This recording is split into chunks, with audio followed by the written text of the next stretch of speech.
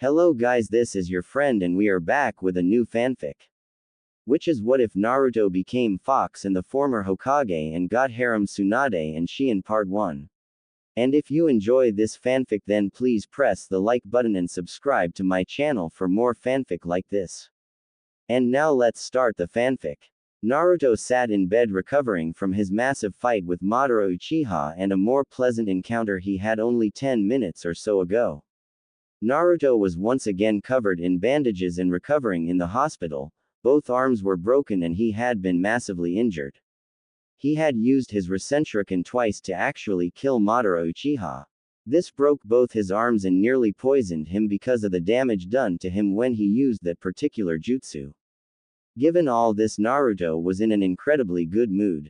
Shizune had just left after acquiring a sperm specimen the easy way, condom and riding the blonde to completion. The second riding had ended about 10 minutes ago, that one without a condom. Naruto smiled at the memory. She had said it was for Tsunade to continue the Senju clan with her as the surrogate mother. He would be a father yet again as Shion was expecting their first child. The request from Shizune and Tsunade was confusing as he thought of Tsunade as a grandmotherly type but could not understand why she would want to also have children with him, with Shizune acting as birthing mother. Naruto had enjoyed the love-making sessions with Shizune, one of several over this last week. Apparently either she was enjoying it too much or she wanted to become a mother of his children also. Naruto was not as dumb as most though he was. He had noticed that several females in the village appeared to be pursuing him. Hinata, Isaribi, Yakumo and several civilian females his age kept on following him and hinted at possible dates with the blonde Jinchuriki. He had decided not to act like Sasuke by running and spurning the attention of the females that seemed to want his attention. Heck, he wanted the attention and if he could get it without going to extremes he was all for that. He did try not to be a man who was just going to use women to satisfy his own carnal desires, seeing as that was the path that Jiraiya had went. No, Naruto wanted to have a relationship with the women in his life. His relationship with a certain pink-haired teammate had changed to more of a sisterly relationship over the last few years if still a little abusive. Sakura then entered the room with a gentle smile. Hey Naruto, you look chipper today, but it smells kind of stuffy in here. Let's open a window, Sakura stated as she moved over to the window and then opened the window. Now isn't that much better? How are you healing from your fight? Naruto sheepishly looked at Sakura. Shizune was just here and said I healing just fine. She said I would be ready to leave in a couple weeks, but definitely no more Rasenshuriken, Naruto exclaimed as he blushed profusely. Okay, that is nice Naruto, but you still need some rest and I have something here for you. Sakura said as she pushed a needle into Naruto's arm. Naruto looked up to protest but was already getting sleepy. It's time for you to see our old teammate. He has a surprise for you. Sakura whispered under her breath. Tsunade shook her head as she was dealing with three females in front of her.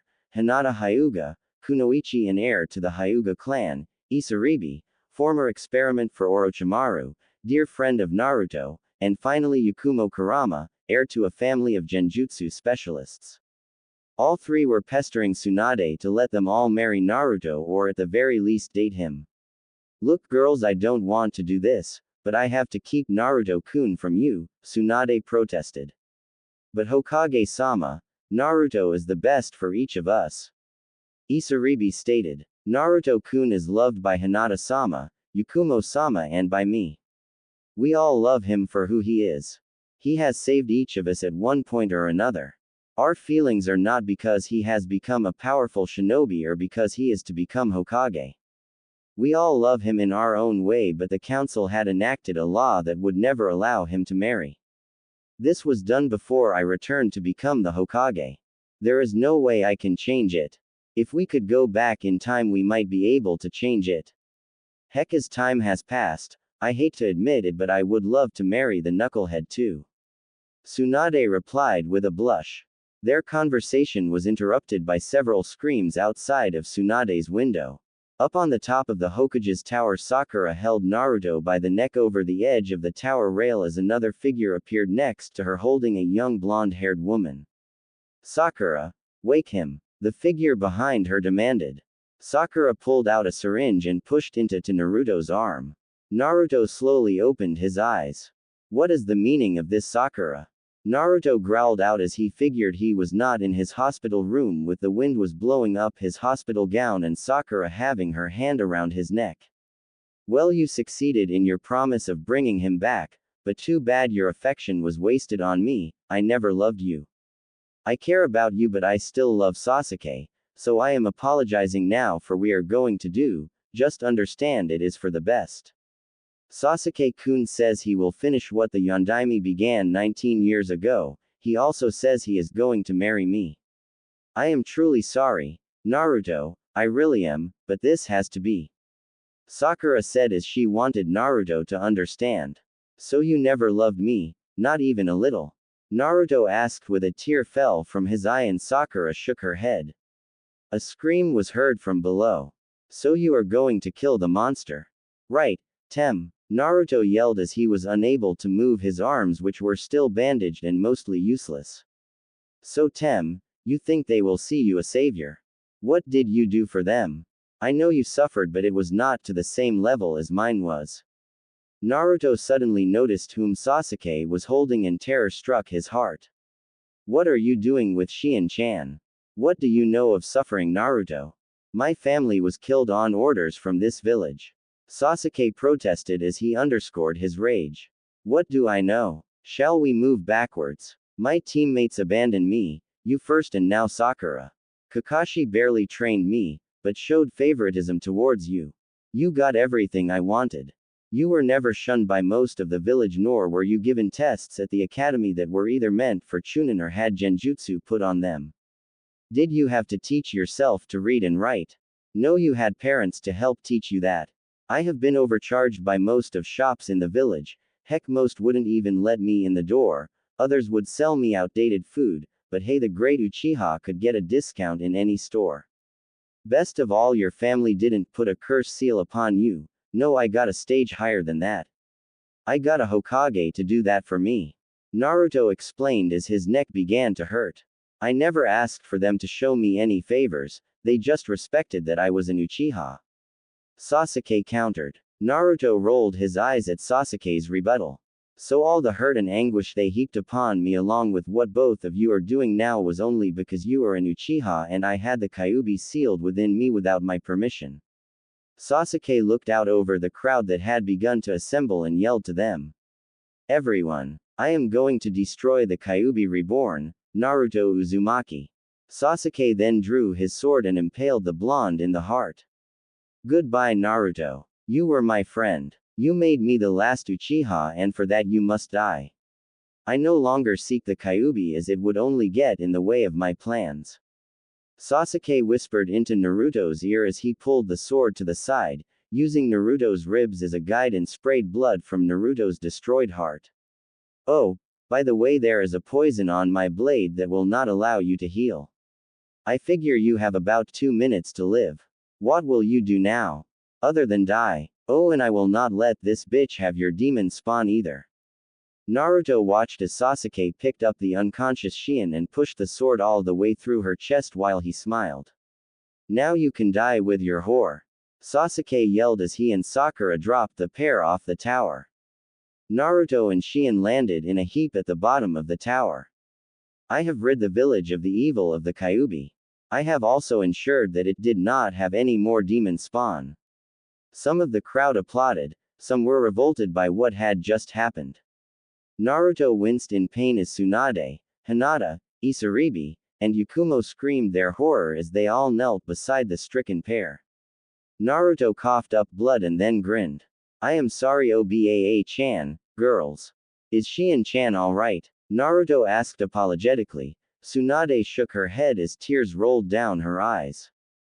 They saw his eyes turn red with slits. You won't get away with this, Tem, and your Sharingan will not stop the Kyuubi this time. You are evil, to have killed me in cold blood, one of the women I love, and our unborn child. Naruto called out with all of his strength as he was surrounded by red chakra. Naruto smiled as the red chakra burst forth from him. It formed a large fox with 9 tails. Tsunade and the girls were all wept as they had jumped down to see what they could do for Naruto and Shion. They all knew there was little they could do stop Naruto and Shion from dying. The fox looked angrily at both Sasuke and Sakura. Sasuke-kun, what do we do? Sakura asked meekly. Sasuke tried to force his will upon the Kyuubi but it didn't work. What is going on? Why will you not submit to my will, Demon Fox? Sasuke asked the Kyuubi. I have a little tale to tell the people of Konoha before I kill you. Did they remember the founding of Konoha? The Uchiha and Senju both agreed to found a village so that they would no longer have to fight each other. The Uchiha have had a hold on me since times bygone. The Senju could also control all of the Biju through their Mokuton ability. Now that the one who was responsible for the attack on Konoha that happened when Naruto was born is dead, Madara Uchiha, I can end your pathetic evil line, Uchiha. You think you deserve revenge for the choice that your brother or the village made. Well, let me give you some information, Uchiha. Madara is the one who made me attack the village in order to kill off the Uchiha, and that included you, idiot. The kid, Naruto, has kept my anger at bay for all these 19 years. Now the Honorable Sasuke Uchiha kills his best friend, and a pregnant woman in cold blood with the help of the pink banshee. You are not shinobi, you are murderers and without honor. Naruto loved you but others loved him and you strung him along like he was nothing. Well, he is getting another chance, the Shinigami has agreed to help us fix this. So I will take pleasure in hurting those who have hurt the kid, starting with you too. The fox stated as its jaws closed upon both Sasuke and Sakura, killing both instantly. The fox went on a rampage for the next 20 minutes, killing people but leaving others alone. Only those who had either hurt or injured Naruto were killed by the Kyuubi. Tsunade and Hinata both worked furiously to try to stem the blood from both Naruto and Shion. They were able to extend their lives for several precious moments. Isaribi held his hand as she wept. Naruto watched as the 4 females worked their hardest to try save both Shion and himself. He knew that their work was in vain, as he had torn the seal on the Kyuubi's cage. If I only had the time I would want to try to be with each one of you. Naruto said quietly. Yakumo gently kissed Naruto on the lips as tears hit his face. We all love you, Naruto-kun. If we could, we would give you all that you have missed. Hinata's eyes streamed tears as she worked to heal his shredded heart. No, Naruto-kun, not yet. I love you too much to let you go now. Tsunade shook her head as she worked on Shion. If we only had more time, we might be able to fix them both. Shion looked at Naruto and smiled gently as life left her eyes. Naruto saddened as Shion died. Naruto's eyes went blank as he smiled at each of the females kneeling over him. I love you all. Naruto's arm went limp as his breathing stopped. All 4 yelled, no, in unison. The fox returned and bowed before the teary-eyed women. He will be missed, but there is a way to fix this. It will take quite a bit of my power to do it, but I propose a way to fix this and have the kid back. Do you accept? The fox asked quietly, as the woman just nodded. I can bring one of you back in a new full body, but the others only as spirits. Since you are the oldest and all love the kid, I will send you back in a body, the other 3 will take their spirits back. We will also take Shion's spirit back. Then you can either take over your younger bodies or you can merge with the current spirit. If you just take over, you will kill your younger spirit. I advise against it. Tsunade, was it? Tsunade nodded to the fox's question. I will give you a new body so that like the others you can be with the kid like you so wanted, but there will be a catch though. Tsunade blushed and tried to deny it. What do you mean? You all wanted kits from the Naruto-kun. Do not deny it, I can smell it on all of you. I can also see it in your grief. Do not think I do this for any reason other than my own survival. This is a one-time offer from the Shinigami and I do not want to waste it. I will die here in less than a half an hour. So here is how it will go. The 4 girls and I will merge with our younger selves. Tsunade will appear in Konoha in a younger body. The kid will be about 12 years old, as will all the girls. The Shinigami also wants Tsunade to follow Naruto to find a certain individual that should not have died years ago. She will also agree to share the kid with all of you. We are returning to the time just before Naruto left for the Wave Country. I am sure you know whom I speak. Kyuubi asked as Tsunade nodded. You are referring to the fake hunter Nin, I presume? Tsunade asked and the fox nodded. If we can have Naruto-kun back we will do anything. Hinata added as both the others nodded agreement. The fox dissipated and then all 4 women were surrounded by red chakra. None were burned but it did hurt. All of them screamed and then passed out, and then passed away. Tsunade woke up in the Senju clan house and realized she was completely naked. She awoke in one of the guest bedrooms on the bed, along with the worst headache she had ever had. She found some clothes that seemed to fit her as she found a full-length mirror and saw that her body was that of her 14th year or so. Boy is Naruto-kun in for a big surprise when he gets older. Tsunade thought to herself. She then noticed her hair was a slightly lighter shade than it was when she was 14. There was also a nagging presence in the back of her mind. She quickly put on the clothes she found and raided some family money so that she could get some items for the trip to the Wave Country. Tsunade then went to market and purchased several things: kunai, shuriken, food rations, and feminine hygiene supplies. The thing that bothered her was people kept on calling her Yoshiko-sama. She then found Naruto walking with his pack towards the gates. She made sure not to make eye contact that would happen after she had saved Haku. Tsunade walked out of the village and followed Naruto just to keep an eye on him. Hinata woke up in her bed and got ready to do a mission with Kurenai-sensei. She decided she needed to talk to her sensei about her feelings for a certain blonde. She also did her best to talk to her younger self as it kept on passing out on her. This is going to make merging a little harder than I thought. I really do hate these D-ranked missions. Isaribi had an easy time as she woke in her shack outside of the village near Demon Island and explained to her younger self that if they merged they would find someone to love them for who they were, not despise her for what they are. The younger embraced her so quickly it was almost disturbing. Isaribi was happy now that she knew where to go now. All she had to do was leave that idiot of a scientist and head towards Konoha. Yakumo was having it almost as easy as Isaribi as she and her younger self had quickly dispatched ID while she showed her younger self how she could be helped if they merged. ID was easy to dispatch as the young Yakumo played her part as bait easily and the older Yakumo ambushed ID and killed him even easier than it was with Naruto-kun and Kurenai's help. Shion was having a hard time as her younger self did not quite believe that she would find someone who could actually change someone's destiny and most of all love her for her. And to know that her older self was pregnant and had died was also quite a shock. This would take some time for both of them to be able to get along. Tsunade was not doing so well either. She had followed Naruto's team out of the village as she had shown her papers the guards who let her pass with few questions. She looked at the papers. The name on it was Yoshiko Senju, daughter of Tsunade Senju, age 14. As she followed the team at a distance she saw the fight with the demon brothers and watched as Naruto froze at the start of the fight only to be hurt by one of the assailants. Kakashi, why did you bring them out so early? They were just not ready. She thought questioningly. She watched as Naruto made a determined speech and pushed his kunai into his hand to let the poison out. Tsunade rolled her eyes as Kakashi warned him that he might bleed to death from his actions. Tsunade had to hold her temper so that she did not jump out just to kill both the Uchiha and her former apprentice-to-be. She then followed them across the water as they moved towards the island. She wanted to make sure that she did not interfere with what was happening until the time was right.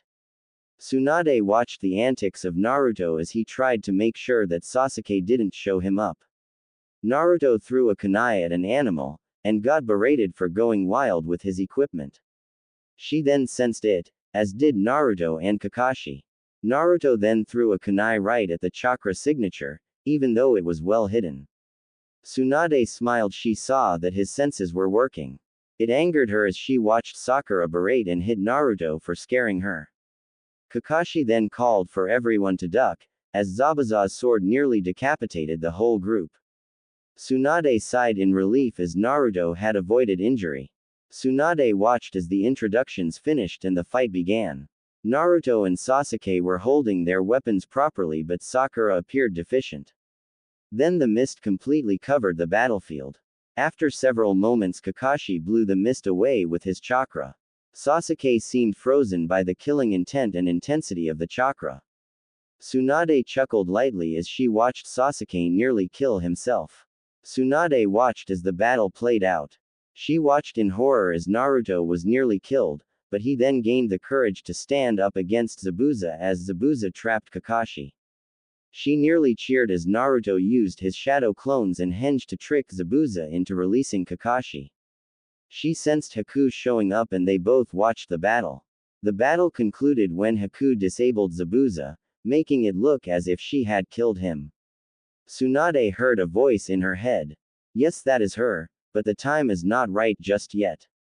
Naruto was then forced to drag Kakashi's unconscious body to Tsunade's house and she then lost track on them inside the house. Tsunade began to search the island for a place to stay and to also find out where Zabuza and Haku were hiding. She knew the story of Gato and the Land of Waves, or at least the one that was told to her. She found their hideout quickly enough but was not sure how to meet with Haku and definitely did not want to meet Zabuza.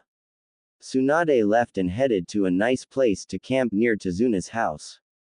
I wonder if Naruto is able to contact Kyuubi yet.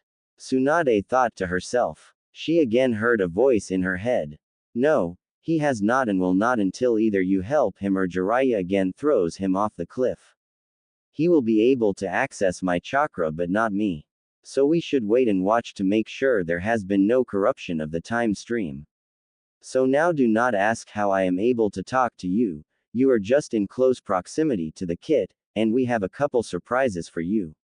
I would like it if you would either interfere after the girl is injured, or keep her from protecting Zabuza. I can offer you some chakra to help if you want to heal her after she is injured by Kakashi, but you must be in direct contact with the kit for it to work. Tsunade raised an eyebrow. Kyuubi. The voice in her head chuckled. No, I am the festival bunny. Of course I am the Kyuubi. Who else do you think would talk to you in your head? Oh, by the way, you are the only one I can do this to other than the kit. As for the chakra for healing, you will need to ask the kit to touch your shoulders and mold some chakra. I will send you the needed chakra. Do not tell him what I told you, as we need the timeline to not be too messed up. Tsunade nodded as she went back near the house and set up camp near a field that held medicinal herbs. So how can I talk to you and the others can't? For one, your body was brought back to life with one of my future tales. You, my dear, are also a Jinchuriki. Kyuubi answered. Tsunade stopped making camp and wore a confused look. What do you mean I'm a Jinchuriki? Because your body was brought to life my chakra tail, and one of my dying kits, you are more than you seem. You shall be the kit's prime mate. The others will be subservient to you. I know the Hyuga girl would rather be the prime, but you are a stronger mate and they will fall into line. The Shinigami also deemed this as he has power over life and death. Oh, one other thing. You must mate with him first, then the others may mate with him, but you must be first, or all of you will die, and that includes the kid and myself. I will explain it all in time, but you do not have to worry about mating with him until the kid is a little older. Do you have a cover story for when you meet the kid yet? The Kyuubi inquired with a chuckle. Wait, what do you mean one of your dying kit? Tsunade inquired almost frantic. We, meaning the Shinigami and I, have used the miscarried child you had from your younger body and a kid of mine that was dying. It was sealed within you before the miscarriage occurred. I am sure glad the Shinigami is on our side. Have you tested your chakra yet? It will have a demonic tinge to it. While you are similar to your older self, you are also a little different. Your consciousness will have to merge with the one in this body, but your genetics are a mix of Jiraiya and Tsunade. Basically, you are their daughter. Kyuubi replied with a chuckle. So you made me my own daughter, and daughter of that pervert Jiraiya. Why might I ask? Tsunade asked almost incredulous. The Kyuubi sighed. 1. As a means to an end. 2. We could not create a body without a lot of work. We have suppressed your body's memories of your childhood for the moment. Tsunade and Shizune have raised you for 14 years. We didn't even need to manipulate your past self to have a child with Jiraiya. It just seemed like the best option. If you remember correctly, you did miscarry 2 years before the kid was born. Instead, we allowed that child to live. Also, you must rest so that your mind and her mind can merge and become one.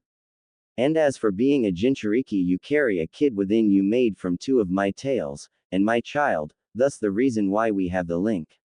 We took a tail from my future self and one from my present self, and we used them to keep you alive as a baby. You have adequate chakra control and all your knowledge. You just woke up as yourself because we set a mental timer seal upon you so that you could meet up with the kit. Also, you have the Mokuden gene active, and with that you can help control the kit so he does not go a little too wild. Not my idea, as I would rather that little thing go away like the Sharingan, but enough chit chat, now go to bed and merge with your new self. As she dreamt, she learned her given name was Yoshiko. According to Shizune, it was to help her mother with her terrible luck. Not that it actually worked. Yoshiko accepted Tsunade as part of herself and agreed to merge their memories and personalities. She found that Yoshiko to be young and open-minded and did not mind being set to wed Naruto, especially as she learned about how handsome he would become. She also had no problem with sharing the boy. Yoshiko was a little bit disturbed that her father was Jiraiya, as her mother never let her near the man except for once. Yoshiko wanted to change that and get to know her father and his future apprentice. In the morning, Yoshiko woke and knew whom she was and what she needed to do. With nearly 70 years of experience, she knew that she was no longer a 50-plus-year-old woman, nor was she a 14-year-old girl. She did know that she was in love, though. Given all the knowledge from Tsunade's personality and extra chakra to control, she also felt the added reserves from the 2-tailed demon sealed within her. She meditated the rest of the day to get a hold on her chakra and to try to reach the demon kid within her. She knew that she would have about a week until Naruto-kun would have to come by and train his little heart out, so she decided to watch and train herself. She knew all that an older Tsunade knew and all the training her mother had given her. She was deeply confused and relieved at the merger. She had an endless circular thought about her being her own mother in a strange mixed-up way. But the Shinigami had given where it had taken before, and she was not going to look a gift horse in the mouth. She just hoped that the messing with the time stream that the Shinigami and the Kyuubi had done didn't screw up things too much. She also knew she had to save both Naruto-kun and Haku-chan. After several hours, she heard Naruto yelp in pain as he fell from his first attempt at tree climbing. She smirked as she thought of how part of her wanted to go and help heal him. She then heard a whisper of a voice within her. "Hello, is anybody there?" Yoshiko closed her eyes and found herself in a field with a giant fence. There was a fox the size of a horse with 2 tails on the other side of the fence. "Who are you?" Yoshiko asked. "I am the inner demon you carry, your burden. You are my container, no doubt." The fox replied. "I know the Kyuubi is dangerous, but are you?" Yoshiko asked. The fox smiled and produced a glint in its eye. "We are always dangerous. You can only trust us if we give you our word. But father has stated that you are to be treated well and given chakra when needed. As I do not know the outside world, so you will be my eyes and ears. I will enhance your senses to help protect both of us. You being a Mokuden user forces me to obey you only as much as you can keep me in line. Remember this, girl, we are a pair, but when you die I move on, like father will now." Tsunade looked shocked. Yes, the Shinigami altered his seal so that when Naruto-kun dies, so will you, and it will release both of us. But that will only happen if he can reach his 20th birthday. You are special in the eyes of both the Shinigami and father. You, while in your older form, you were like a mother he never had, and he loved you that way and more. It is hard to describe as the boy did not have any idea what love really was, at least not until the end. Now that we have merged yourself with your older version of your mother, this has helped you in many ways. First, you now have access to several jutsu that you would not have had otherwise. Your chakra control has changed from poor to above average. It will take the rest of the week for us to get it to a level where you can do precise healing. As I do have some of my father's memories, I would advise you to work on your chakra control first, and then you should figure out a technique that will heal a girl suffering from a Chidori attack to the chest. Also, we will be taking Haku-chan away from Naruto-kun to help keep from polluting the timeline too much. I will say this, though. Zabuza can live or die. That is up to you or the situation. Either way, Haku-chan must survive and Gato must die. Naruto-kun must be entered into the Chunin exams, and from there we can push to change how things happened. You must act as a sideline player for a while, as will Haku-chan. When you return, you can tell your mother about nothing that you know. I am sorry, but father was forceful that Sarutobi be sent to the Shinigami. It will be his time to go. Yoshiko's eyes watered as she knew her one-time sensei would have to die. Why do I have to have all these memories? Why does Sarutobi-sensei have to die? I feel like I know Naruto-kun, but no, I don't. You know him well enough, and you will again fall in love with him. He is your mate after all, and there is no way around it. Now, I will help you to deal with the heartache of the loss of his older self, and you can start to learn to love him for yourself. The fox gently stated. Maybe we can get him to change into another color or tone down his outfit some. Is that why I have always had this image in the back of my mind of a blonde boy with whisker marks? Yoshiko asked as she began to softly cry. The fox nodded its head. Yoshiko broke the connection with the fox and opened her eyes. She found her face wet from tears that she wouldn't stop flowing. Why am I crying? Yoshiko asked herself. As I said, I am going to help you deal with the loss of the older Naruto-kun. We have a week to deal with it and then save his younger self and one of the people who is precious to him. By the way, you can refer to me as Aki, Yoshiko, formerly Tsunade, and Yoshiko. We are also dealing with the assimilation of over 50 years of experiences for your Tsunade half and about 14 years from yourself. This is what is needed. Aki replied gently. Why are you being nice to me? Aren't you demon foxes supposed to be malevolent? Yoshiko inquired. Only when angered, and I'm still young, so you do not have yet to worry about me double-crossing you yet. I figure it will take about 400 years for me to be ready to trick you. Aki replied with a chuckle. I will be dead by then. Yoshiko stated. My point exactly. Yoshiko heard the fox snicker. Now let's get to training. We need you to have expert chakra control. Now make about 50 shadow clones and have them get to work on chakra control exercises such as climbing trees, spinning leaves, water walking, and any others that you can think of. Aki ordered. I know. Also dismiss them in small groups so as not to overflood my mind with information. Yoshiko replied mentally. With 50 Yoshikos working in the forest and near the water on chakra control, the original worked on her kata for her taijutsu. The rest of the afternoon was spent doing the taijutsu kata, while the clones worked on chakra control. She eventually quit and dismissed the clones.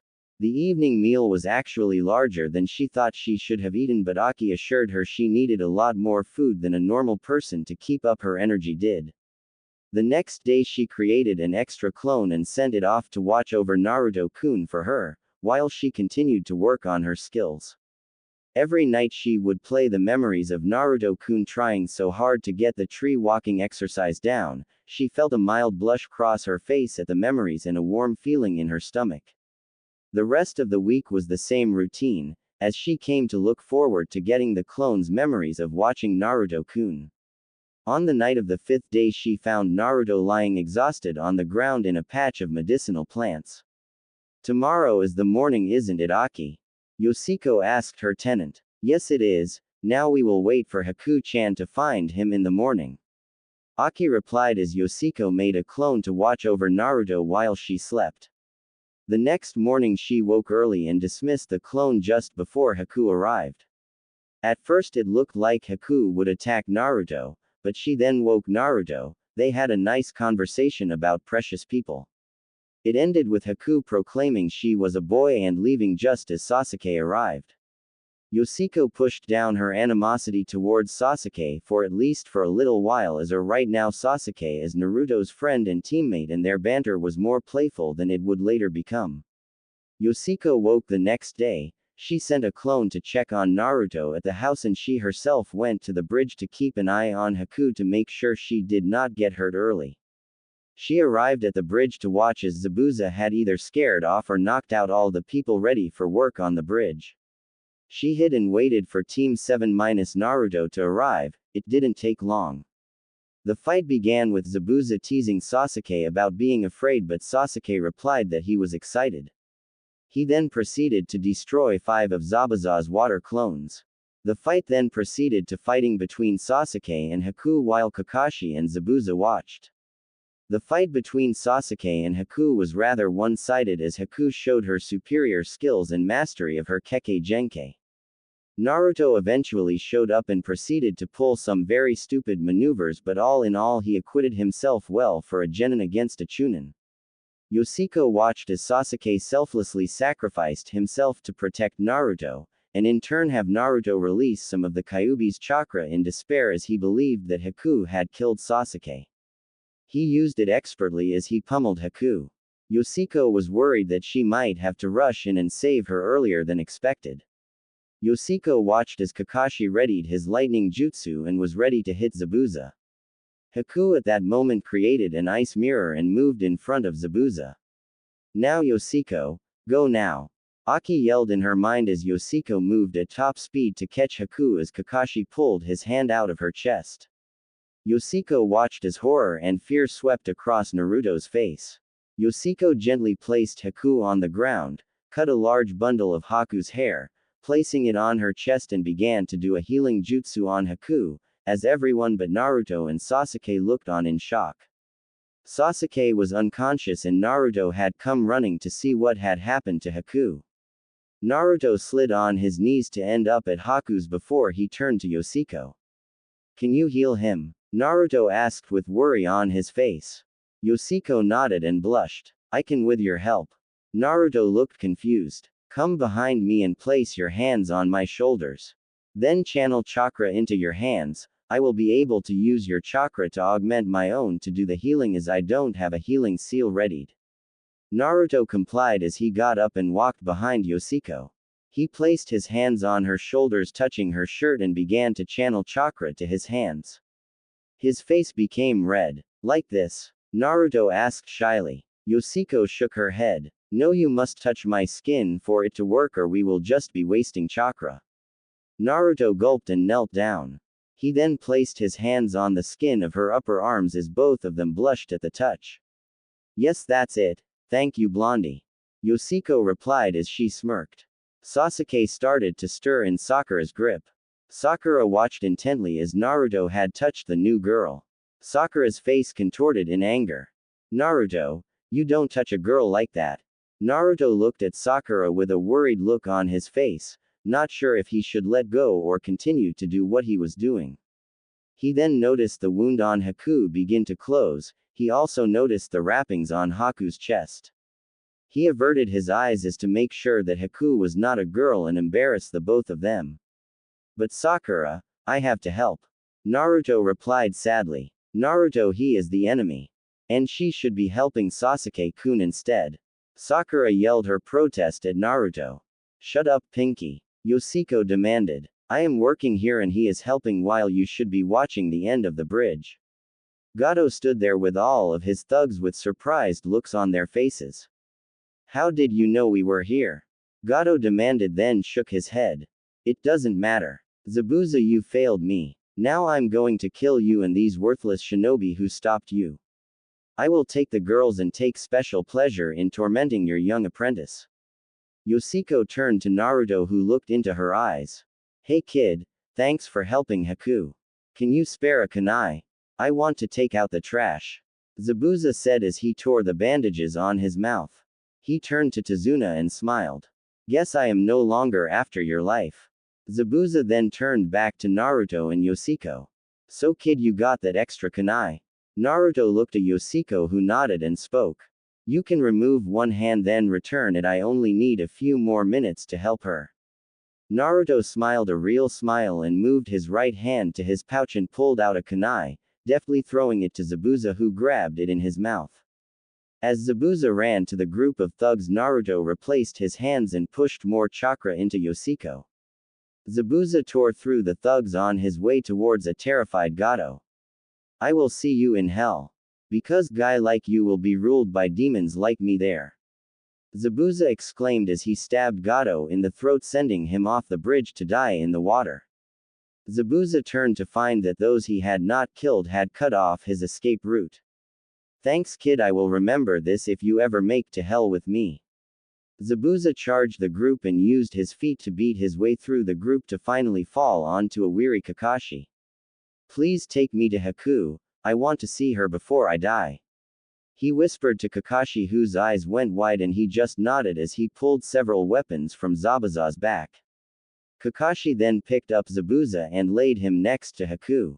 Kakashi then looked at the sweating blonde girl. Can you save them both? Yoshiko began to shake her head. I don't know. Just doing this is taking a lot out of me and Naruto, isn't it? Yoshiko looked at Naruto, who was also sweating, as he nodded his response. I will do what I can, but I need to stabilize this one first. If we have enough strength left, we will work on him. But first we need to take care of them. Yoshiko nodded towards the waiting thugs. Zabuza gently brushed Haku's face. Take care of Haku for me, kid. Haku was more than a tool, Haku was like my child. Maybe I might get to go to heaven even with all that I have done. Please save Haku if nothing else. I know my life is forfeit. Tell Haku that I will try to watch over, Zabuza stated as he breathed his last breath. Yoshiko felt the tears run down her face as she continued to work on Haku. I will watch over Haku for you. Yoshiko and Naruto both replied in unison as Naruto gently squeezed her shoulders as he continued to deliver chakra to her. Kakashi looked at his group and shook his head.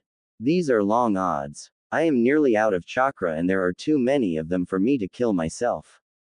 Naruto-kun, I have enough chakra left to finish this, please help your sensei or we'll all die. Yoshiko asked as she looked deeply into his eyes.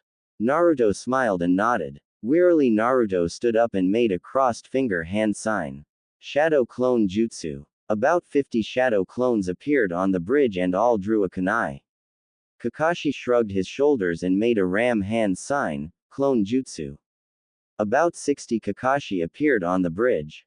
This caused the mercenaries to become worried for these exhausted shinobi to create over 100 clones. This would make the fight almost one-sided in the shinobi's favor. Haku's breathing steadied as Yoshiko began to falter. Suddenly a crossbow bolt hit the bridge at the feet of the mercenaries. Everyone turned to see Inari leading the whole village, all of them armed with something. You can either leave now or we can force you to leave. Inari shouted as the rest of the villagers rallied behind Inari. The mercenaries ran from the bridge in a panic. Yoshiko began to wrap Haku under her robe to maintain her modesty. Kakashi walked over to Yoshiko and looked at her. You seem familiar, and can you help heal my student? Yoshiko rocked back on her heels and shook her head. I can't help your Uchiha student at the moment, I am just too tired and am nearly out of chakra. As for who I am, my name is Yoshiko Senju. I have to finish treating the wounds on this one before I can work on your student. He should be fine. I do see a lot of Senbon, but none of them are in vital areas. Remove them and patch him up. I will be by in a couple days to check on him. Yoshiko turned to Naruto and smiled warmly as she blushed. Thank you, Naruto-kun, you were a great help. I will take care of your friend. You will see us again. I can assure you of that. What to do with Zabuza's body? Kakashi asked out loud as an idea suddenly came to him. Naruto, you have burial detail. Bury Zabuza's body and bring me the head. It was nice to meet you, Yoshiko Haim. Send your mother my warmest regards. Kakashi said as he smiled behind his mask. Naruto nodded his acknowledgement and made several shadow clones that grabbed Zabuza's body and the giant sword. Yes, sensei. Naruto and his clones headed back towards the landing. Kakashi watched as Sakura gently removed the Senbon from Sasuke. Yoshiko watched as Sakura took delight in tending to the small wounds all over the exhausted Uchiha.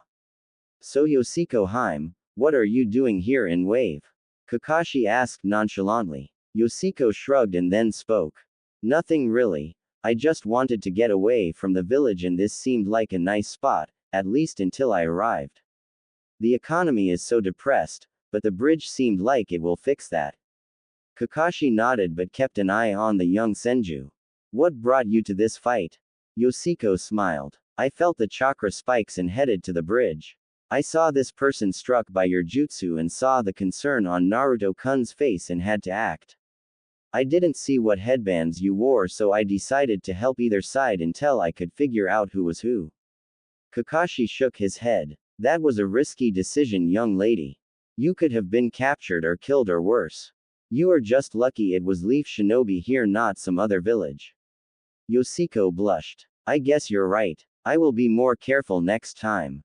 You seem to have taken a liking to one of my students. Kakashi commented. Yoshiko blushed and then stuttered. What do you mean? Kakashi smiled. I am sure Naruto will be glad to know he has a following. If I may ask, why are you not drawn like most of the other girls to Sasuke? Yoshiko immediately frowned. He is an Uchiha and that is enough for me. Kakashi frowned but nodded in agreement. That is understandable. While your two families founded Konoha, they did not always get along. I hope it isn't because of history. Yoshiko put her hands on her hips. Look, Hataki-san, I do not find Sasuke Uchiha attractive the least. I like blondes better. Oops. She immediately covered her mouth with both hands and blushed profusely. Sakura, having finished with patching up Sasuke, walked over. What is so attractive about that baka? Yoshiko shifted her hands so that she was biting on her right index fingernail.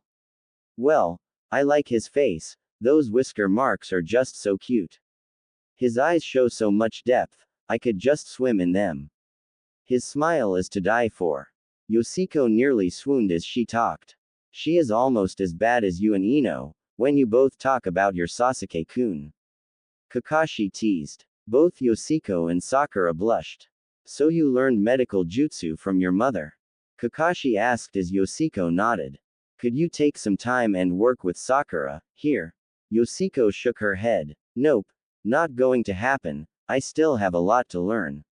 I also have to get this one to a place where I can finish my healing work. Like I said, I will be by in a couple days to look in on the Uchiha boy. Where are you staying, by the way? Tazuna spoke up. They are staying at my place. You are welcome to join us there if you like, and then you can look over the two of them, if needed. Yoshiko gently picked up Haku as Kakashi picked up Sasuke. She followed Tazuna, Kakashi, and Sakura back to Tazuna's house. Kakashi attempted to put Sasuke in the same room as Haku. Yoshiko adamantly refused. When asked why, her answer was, boys and girls will not sleep in the same room. Kakashi's eyes went wide with the confirmation that Haku was a girl. Yoshiko told Kakashi not to spread this information around or he would regret it. Naruto came back none too happy.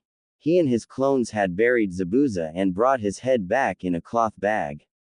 Kakashi had then sealed it into a scroll and told Naruto to get cleaned up.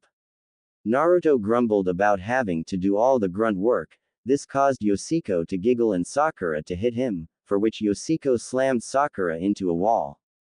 Naruto was stunned for two reasons. One, a girl was actually defending him from Sakura, and two, she was as cute if not cuter than Sakura. Naruto thought to investigate this further after he cleaned up. Naruto entered the bathroom and disrobed to his boxers. He then washed his hands and head. He then put his clothes in the sink and cleaned them. He pulled a sewing kit out of his pack and began to repair his clothes when the door opened and Yoshiko entered. She turned bright red as she looked Naruto directly in the face. Her eyes traveled down his body and she was both embarrassed and angry. Naruto was, as her knowledge of human anatomy told her, nearly emaciated and near starving. She saw muscles, but she saw bones everywhere, where there should be at least some fat. Naruto had none. His face hid his starvation well. Yoshiko bowed and began an apology. I am sorry, I did not realize you were in this bathroom. Forgive my staring. If you will excuse me, I will use the other bathroom. She also noted that he was repairing his outfit. She knew he should have a spare while out on a mission. Either he didn't own one or he failed to bring an extra. Naruto noticed her eyes, they did not hold the hatred that others showed him. While he was embarrassed to be caught with his pants down, literally, he was happy to find someone else who did not hate him. His sad look changed to a big smile. That is okay. Sorry for my state of undress, let me put my clothes back on and you can use this bathroom. Yoshiko turned and shook her head. No, that is all right, I will use the other one. You apparently did not bring another outfit and have to repair this one. This room should have afforded you privacy. I'm sorry I barged in. Naruto had put on his pants and his shirt. He put his hand on Yoshiko's shoulder and she turned around to look directly into his eyes. I am sorry for hogging this room. Naruto's eyes looked down then back, she saw gratefulness in his eyes. Thank you for saving Haku-chan. Yoshiko wore an expression of surprise and stuttered out. How did you know? Naruto smiled and winked at her. I'm not going to tell you, you'll think I am a pervert and now the bathroom is yours. Naruto said as he passed her and left the room. Yoshiko immediately heard Sakura hit Naruto and yell at him. You are not supposed to go into the bathroom when a girl is in there. Geez, Sakura, I was in there first, and nothing happened. Naruto snidely replied as she heard his being hit again. Yoshiko was getting angry with the pink banshee for abusing her. Naruto-kun. I swear I am going to kill her after the Chunin exams. Yoshiko thought to herself. The rest of the night was filled with Naruto annoying Sakura, much to Yoshiko's delight. Kakashi seemed to have an idea in his mind but kept his nose in his book. The next week saw the finishing of the bridge. Naruto was a great help in that his shadow clones did most of the grunt work. Haku and Sasuke were healed for the most part. Haku still had more work to be done on her, but Yoshiko made sure that she got plenty of rest and was healing properly. Yoshiko and Haku became fast friends and would talk about Naruto when no one else was around. Haku dropped the boy persona when it was just herself and Yoshiko. Yoshiko explained that Konoha actually liked bloodlines, but she would have to be careful not to let the council try to marry her off to someone. Haku admitted that she was attracted to Naruto but was scared of what she saw when they fought. Yoshiko helped Haku through the pain of losing Zabuza as best as she could.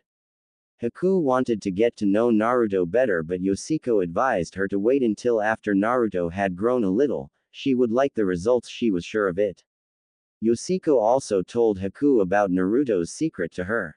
Haku at first was only surprised, then she accepted that Naruto has had a hard life like she did and would do what she could to help make his life better.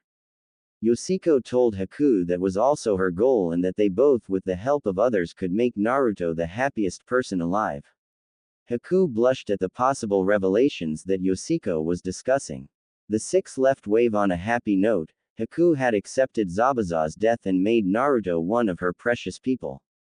Yoshiko left a shadow clone to see what they were going to name the bridge to make sure that there was not too much pollution in the time stream. The people voted to name the bridge, the Great Naruto Bridge. Yoshiko was pleased to learn of what they named the bridge after Naruto.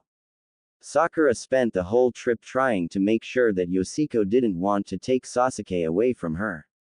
Sasuke for his part tried to stay close to her. His conversations were very droll and mostly about himself. Yoshiko just rolled her eyes, giggled and looked at Haku. Sasuke thought he might be making headway with the heir to the Senju clan. Boy was he wrong. When they finally got to the village, Naruto had become quiet, not sure what was going on with Haku and Yoshiko. Both kept on looking at him funny and blushing. Sakura had become very loud in her attempt to get Sasuke's attention. Sasuke kept on trying to get closer to Yoshiko. Kakashi was contemplating what he was going to do with the two new girls. Both were skilled, had bloodlines, but both seemed to hate Sasuke and both girls seemed to like Naruto. Kakashi just sighed as they entered the village. Haku was wide-eyed as they headed towards the Hokage's tower. Naruto ignored the glares as Haku and Yoshiko both put their hands on Naruto's shoulders. Naruto gently smiled back to the girls. All six entered the Hokage's office and saw the Hokage sitting at his chair happily smoking. So Team 7, how did your mission go? Oh hello Yoshiko-chan, and who is your friend? The Hokage greeted the group. Yoshiko bowed and smiled at Sarutobi. This is Haku, someone I met in the Land of Waves. She was working with Zabuza Mamachi. Kakashi stated as the rest of Team 7's jaws hit the floor. Yoshiko, Naruto and Haku all shot Kakashi a very angry look. Sasuke then leered longingly at Haku. Naruto pointed at Kakashi and could not say a word. I suggest we put her up with Sasuke in the Uchiha compound. Yoshiko continued to glare at Kakashi. She will be staying with me at the Senju compound. I do not trust the Uchiha to leave her alone. I would also ask that the Hokage keep her status as a female a private matter. She is under my family's protection. Why would that be? Sarutobi inquired. Because she has an ice blood-line trait. Kakashi noted as Sarutobi raised an eyebrow. The council will want to know about her ability. Yoshiko was now livid as was Haku. I wish for my abilities to remain my own. If they are spread around the village I will give you a Senbon castration. Then freeze your testicles off. Do I make myself clear? Haku threatened as Kakashi began to sweat. She then looked directly at the Hokage. That goes for you too, old man. I was promised protection from both Yoshiko-chan and Naruto-kun. The Hokage looked a little scared and also confused. Okay, let's start from the beginning. First I want to collect the bounty for Zabuza Mamachi, the demon of the mist. Kakashi stated as he unsealed the head from a scroll. Haku's eyes went wide. Oh, and by the way Naruto took the head off the body. Haku looked worriedly at Naruto whose face was downcast. Yes sensei, I did take the head off Zabuza's body on your orders. I am sorry Haku-chan. Naruto sounded very sincere. Sasuke just made a sound that showed his disgust at Naruto's sentimental attitude towards Haku. Haku gave an angry look at Sasuke and then turned her face to Naruto, giving him a kind but hurt smile. Yoshiko put her hand on Haku's shoulder to give her comfort. You did good Naruto, it was a nice clean cut. I do not understand why you are having problems Haku-chan.